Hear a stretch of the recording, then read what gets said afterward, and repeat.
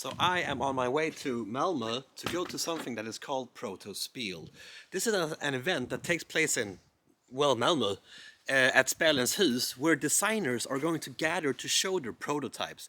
This is brand new games that have not hit the market yet. But I'm gonna jump in the car and I'm gonna drive down there, and then I'm gonna sit down and talk with these designers and take you with me.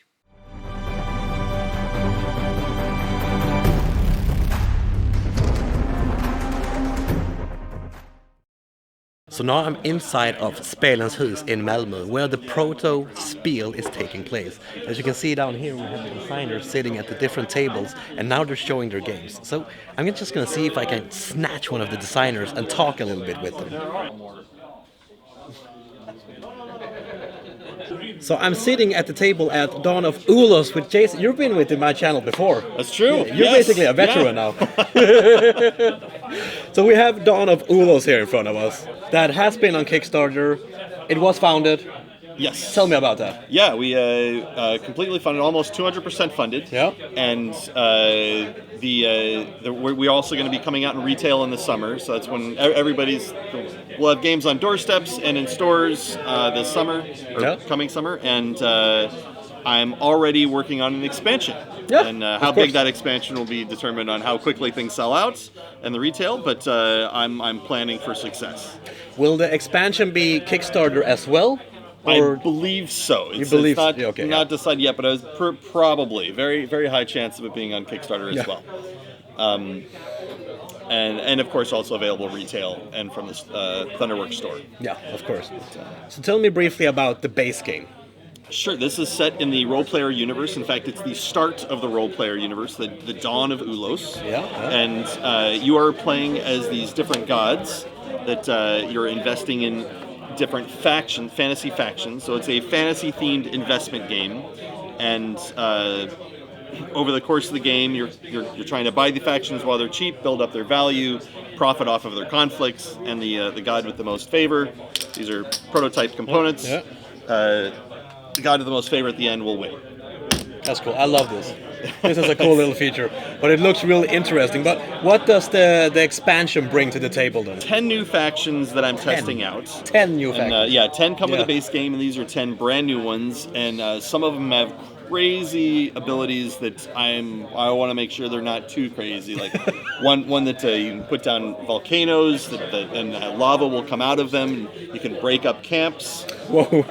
Another one, you're freezing tiles, but the freezing will go away after a conflict. So you can, 3 new abilities that use in conflicts, exciting new things. That is really, really cool. And will be out next year in summer, you said? The base game. The base game, okay. And the expansion? Expansion sometime later. Sometime later, yeah. That's awesome. That's awesome. But it's still in the development phase. Right. A lot of things can change. Yep. But from what I see here, it looks really, really cool. Thank you. Thank you.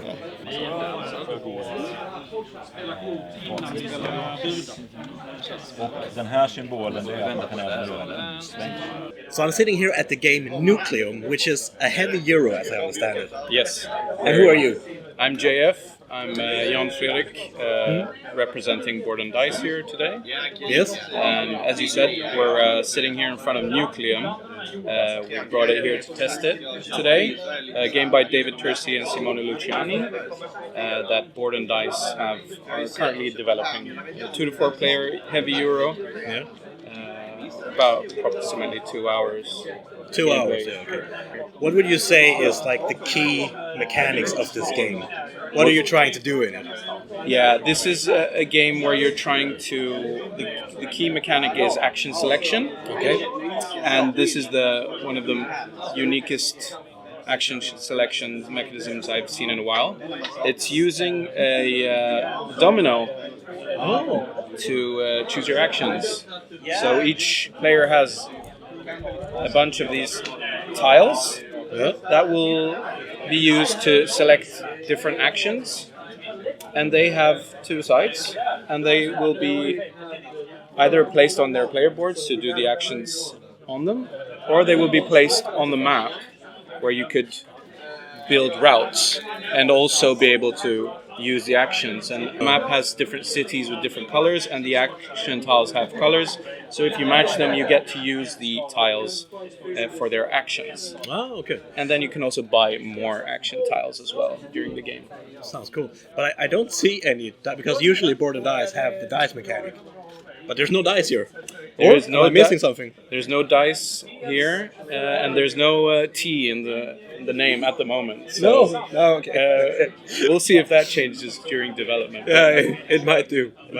So this game is based in industrialist Europe, where you're trying to you've discovered a new power source, and you're creating energy and sending that energy to the different cities in the region. So you're doing that to cover milestones and cover contracts and gain points from different sources. So you're gonna be able to build a network of railways, and also build buildings, and also send energy to those buildings. So it's a very interesting theme, which is relevant to It's nowadays. super relevant right now. Yeah, it really is.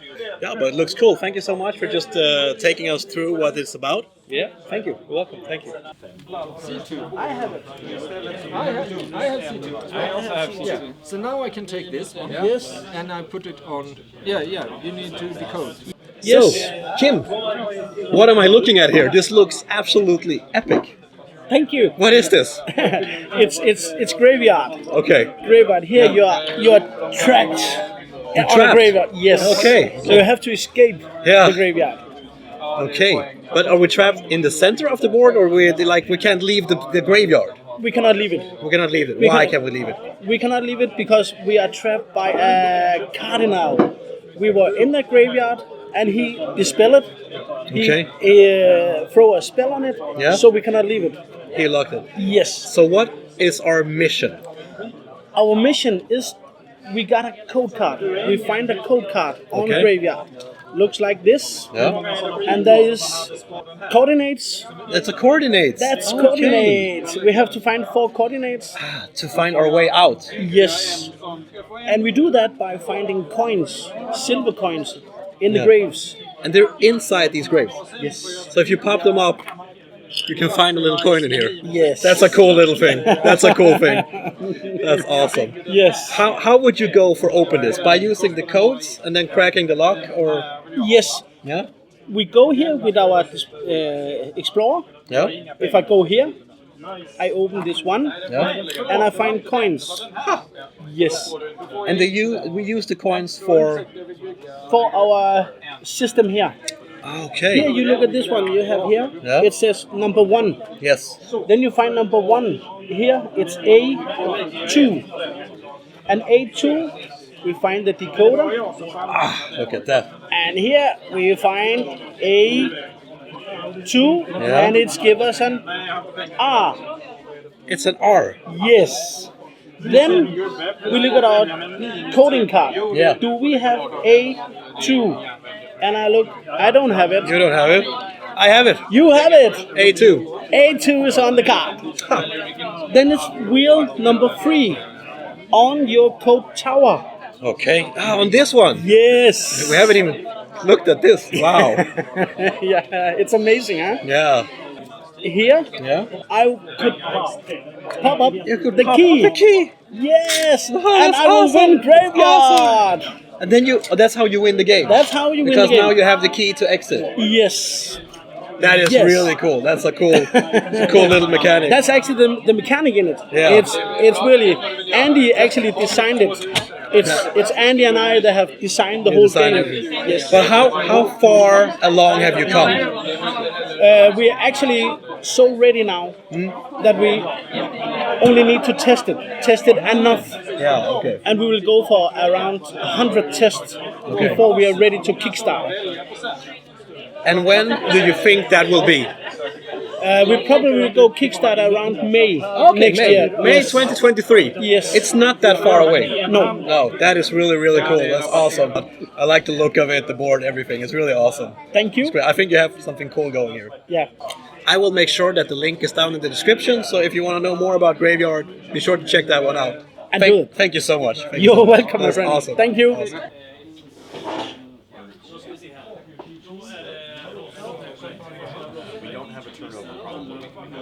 I have found a fellow Danish man here, Asger. Tell me about this. Is your first game? Yes, this is Scarcity. Yeah. It's a game about saving humanity from resource scarcity. Okay, so it's basically based on a true story. It's basically based on a true story. It's very contemporary in that sense. So the thing about the game is that it's a semi-co-op war game. Okay. Yeah. So collectively you have to save humanity by rearranging the board into reservoirs, so connecting resources of the same type, which then builds up these reservoirs that players need to build up along the game to save humanity. Yes. If players fail at this, they collectively lose. However, if players succeed after the 8th round, the player with the most points win. Okay, yeah. But that is almost one of my favorite types of games. Because I like co-op, but I also like to win. But I usually lose. So it's really nice when you can sit down and have like a friendly competition. Yeah. It's actually, nice. but so the thing is, so you would have to make alliances. You have to make deals to actually make this work. In that sense, it's friendly, but also it almost becomes even more fierce because now you are relying on everyone else to also do your bidding. That is awesome. It's nice. I can show you how to set it up because that's a neat thing about this game. So the box sort of works as a map generator. Oh, okay. Yeah. And down here. So the way you set up the board is that you sort of shake it. Yeah. I think this is good. Well cooked. And there you have your Really? map. So that's the setup That's the setup. of this. Oh, that's so cool. And now individual players can start setting up, and they do this by placing the first city. Yeah. And they can do this in the periphery of the board, let's say here. And they get to place a little unit on top, a little meeple on top. Yeah, okay. And then all players will do this all the way around until you have 3 meeples played. This is sort of the initial setup. Okay, so this takes no time at all to set up.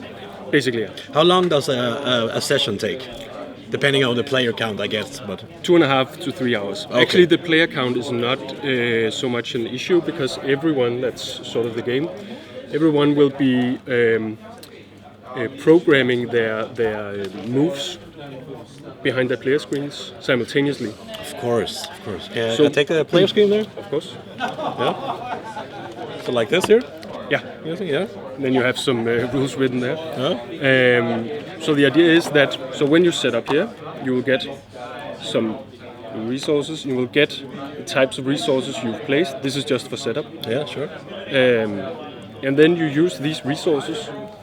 So on one side, you can see that there's a little arrow. Yeah. You place your resource on this side. It determines that you want to move a unit or make your unit do something. So in this case, it would transport your unit. Okay. In this case, it would move your unit. In this case, this is a support action. So this is like your player cards, you could say. Yeah. Exactly. Yeah. How many can you play at a time? Do you have Players? How many of these tiles can you play? As many as you have. As many as I have. Okay. Oh. So I could place this. So this board is sort of a representation of this board. So if I have a unit down here, I would place my resource down in this corner. And now I would say, okay, I want to move this guy over here. Basically what I'm doing. Huh. Okay. So it's like a control board kind of thing, you could say. Right. Almost. Yeah. Okay. That's cool. It's cool. And then, so each round would be divided into 6 phases. First, it would be showing off how many resources need to be in reservoirs by the end of the round. You would sort of place this tracker. Okay, we need 2 resources in reservoirs. Now, to make a reservoir, you would need at least 5 of the same type of resource connected. So actually the minimum reservoir would be 5. So in this case we would have 1, 2, 3, 4, 5 green connected. Now it's a reservoir of 5. So we are good. Here we would also have a reservoir. So right now we're good. But then along the game, we would first plan our actions. Everyone would sit behind their player screens, doing their thing, making deals. Can you support me here? Can you place a thing there? When we've done this, we would resolve these actions. Who's winning a conflict, that sort of stuff. How are we moving? How are we transporting? When we're done with this, we move to the 4th phase, which is harvesting. Okay. This is where you use your cities to actually harvest resources. So I could suck up a resource and gain this resource. Yeah. And then finally, players get to build. And this is if they place the resource on the other side.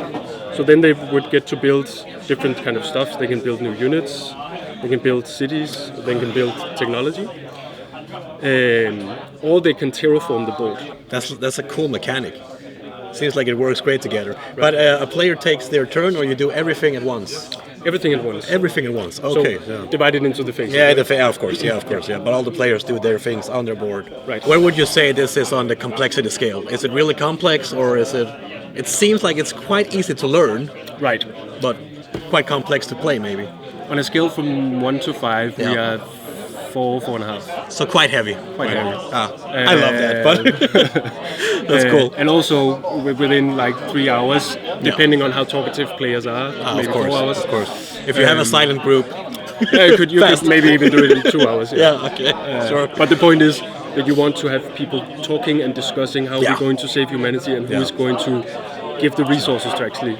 For my group, 5 hours maybe. Right. We talk a lot. Thank you so much, Asger, for showing us this game. It looks really cool. I wish you the best. Thank you. Hi, my name is Kristian Karlberg, and I'm the game designer. Cool. I have designed a few games. I have one published game called Høegh, 9 Kings of Solomon, which is currently almost sold out. I have 0 copies left in my inventory, so that's good for me. That's great. Was it a Kickstarter or what? It was a Kickstarter back in 2019, just before the pandemic. Okay. And now during the pandemic, I've managed to sell all of my copies. I have like 12 copies at home. So I brought 2 of the copies, and they're as raffle prizes for this event right now, because we're at Malmö Protospiel. When people play the games, they get these raffle tickets, and one of the prizes, or 2 of the prizes, are one of those games. Cool. What I'm doing here this time is I actually have the 2nd edition of that game. So I'm changing the theme and changing some of the mechanics, making the game a bit faster, but that's on a different table. You'll throw in some photos of that. You see it. So that's one of the games I have with me. Because you have 3 games with you today. I have 3 games with me today, correct. So that's the first one, the 2nd edition of that game, Høegh. And then we have this game, which is Spell Plague. And this is mine and Kenny Zederberg's design. So I and Kenny have started to design games together. We actually have this one game coming out in March, which is being published by Avalon Hill in Hasbro. Oh, really? Yeah. So that's it's also cool. It's pretty cool. That's quite big, and it's also it's attached to an IP. So it's Dungeons and Dragons: The Yawning Portal. Oh, okay. So it's cool. That must be exciting. Yeah, and the way that game got to be, how it was born, it was we had that game as a part of a contest for a Danish game contest called Festival, and we managed to win some awards in that competition. And what we have here is our next entry for the Festival 2023 competition. Okay. So this is mine and Kenny's next design, which we have we're competing with, and hopefully this will be a success. We don't know yet. Right. Is it a 2-player game or? It's for 2 to 4 players. 2 to 4 player. Yeah. And what we're doing is we are mages in. It's called Spell Plague. And Spell Plague is a concept from the Dungeons and Dragons world where spells have stopped working more or less. So we're like infested with something that makes that our mages and wizards are not performing as well. Something like that. I'm not fluent in Dungeons and Dragons. No, me neither. But So we are mages, and we are being attacked by a dragon. Oh, okay. So we and need to get the magic working. We need to get the magic working, and the way we do that is we draw mana from the world, and we do that by placing tiles. So on our turn, we'll pick some tiles like this. Let's do this instead. And I can match this on my player board like this. And whatever tile I take will generate some mana for me. So this would give me 2 blue and 1 yellow. 1, 2, and 1 yellow. Should I get too much mana of one type, this will give me 3 yellow, then I would have a mana clash. When these clash, if I get too many of these, I will take some damage. And I have to cover up one of my tiles like this. Ah, okay. As I'm taking more damage, if I die, I lose. So this one has player elimination. It's fairly controversial these days. But most often people you can manage your HP because you can heal yourself by spending mana. But I mean, if you get eliminated, well, it's your own fault. Yeah, so but you should manage your mana. Also, it's a fairly quick game. It shouldn't take more than 30-40 minutes. Like it depends on how many players you are, of course. But you should be okay with managing your health points. So if you clash, you lose your you lose HP. But you can also do blood magic, where you sacrifice your HP, put it on one of the mana tiles, and gain 1 mana. But the goal of the game is to defeat the dragon. And the way we do that is we collect these magic spells, and the cost of casting these spells are indicated at the top left of the card. And there's 3 different levels of them. Some of them have 4 mana costs, 3 or 2. So when you cast a spell, you need to have 2 red and 2 blue. Okay. And you have to collect the mana by building stuff, and then cast it and do damage. So this is just co-op. No, it's not. It's competitive. Yeah, okay. Because what happens is later on, when you select your tiles, on your turn, when you select any of these 2, let's say you pick this one, this is now what the dragon will do in damage. He will do 2 green and 1 black, and you have to fulfill that. Right now I have 2 green and 1 black, so I'm safe. Yeah. But you only have 1 green, which means you will be taking damage from the dragon. And the damage you take is dependent on how many cards you have in your hand. Okay.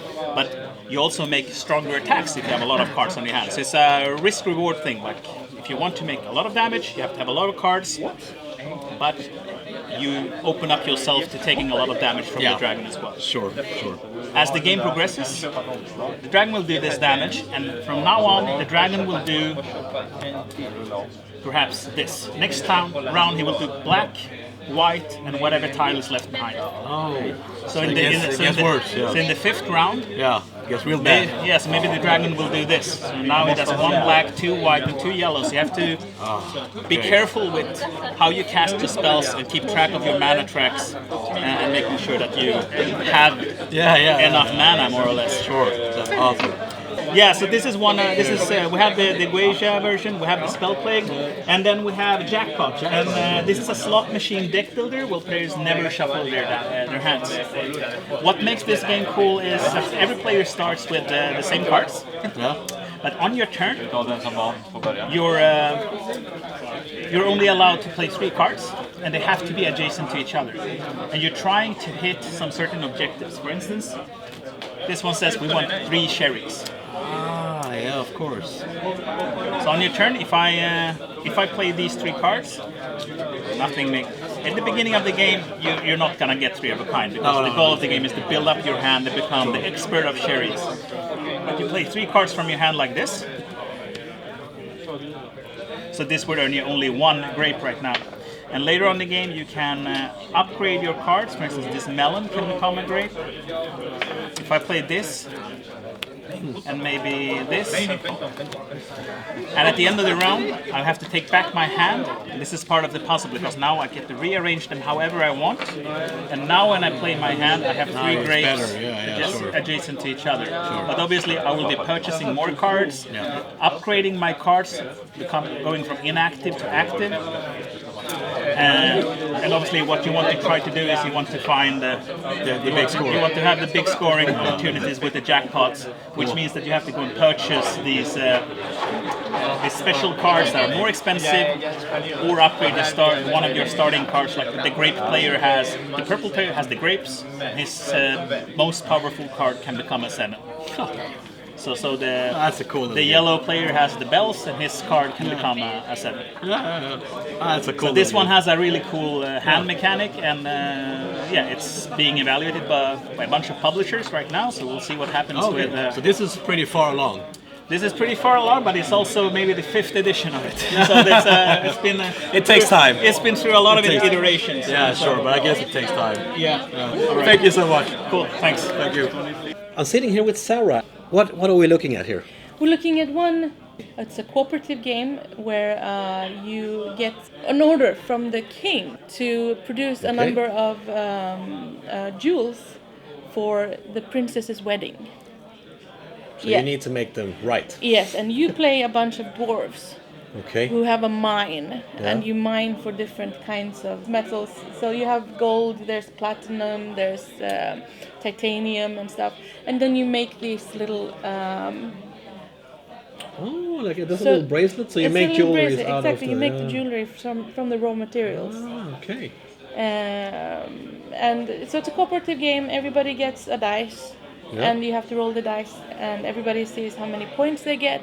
And that enables you to do different things, to look for gems and to make the jewelry. And for every round that passes, this here little cart goes closer and closer to the opening.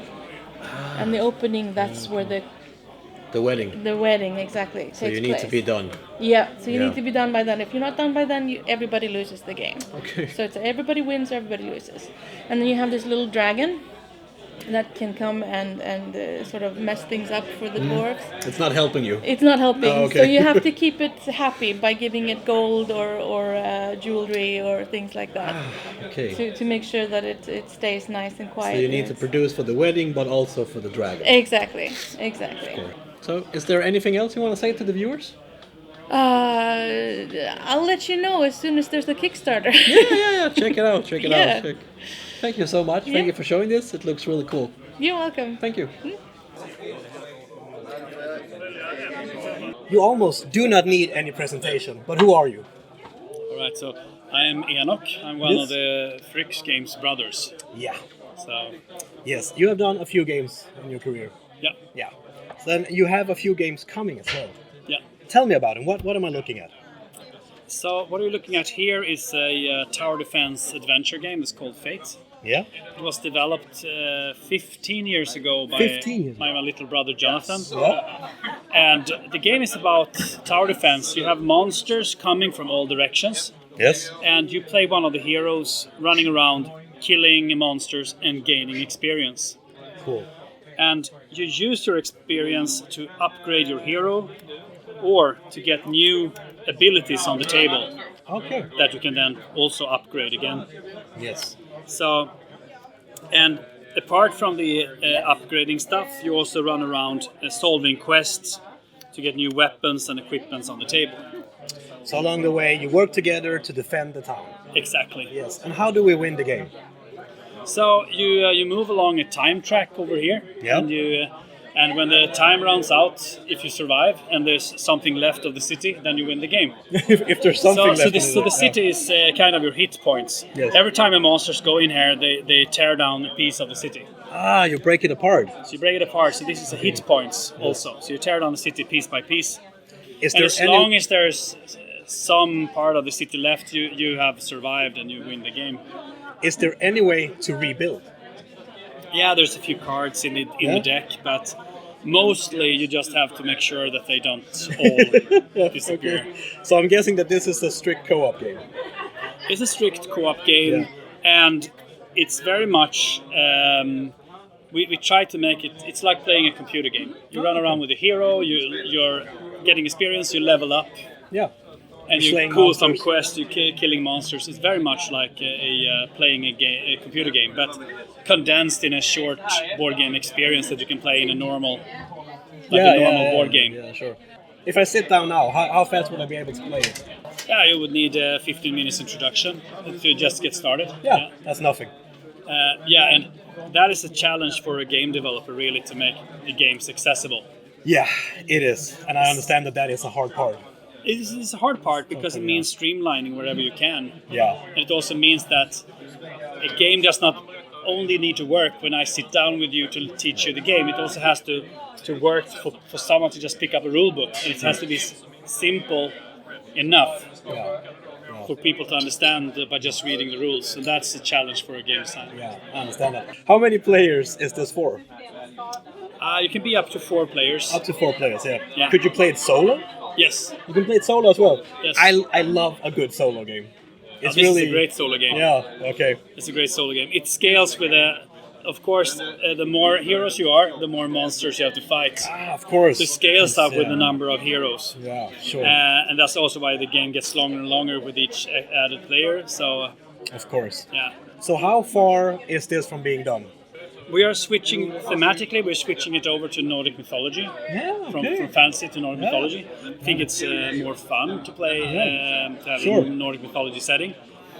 But also there are some fine tunings in the mechanisms. But maybe even next year. Next year, maybe, yeah. Maybe next year. Yeah. It looks really great. I wish you all the best. Thanks. And take down, look at the links in the description if you want to know more. Yeah. Thank you so much, my friend. Thanks. Now I am home after I have visiting Protospiel in Malmö. That was a really nice get-together. To sit down with the designers to see their unfinished products still in the working stage. That's just so much fun, and to be able to try them, talk to them, hear what their future visions are, well, it's just so much fun. They said to me that there will be another Malmö Protospiel next year, and if there is, well then I'm going to be there. And I hope you will follow along as well. If you want to see more about these games, well, there will be links down in the description, so be sure to check that out. If you want to see more about the things that I do or the games I play, well, be sure to subscribe to the channel because there will be a lot more. I am not done in years and years. Until next week, people, please keep on spreading that board gaming love I know you all have. Peace.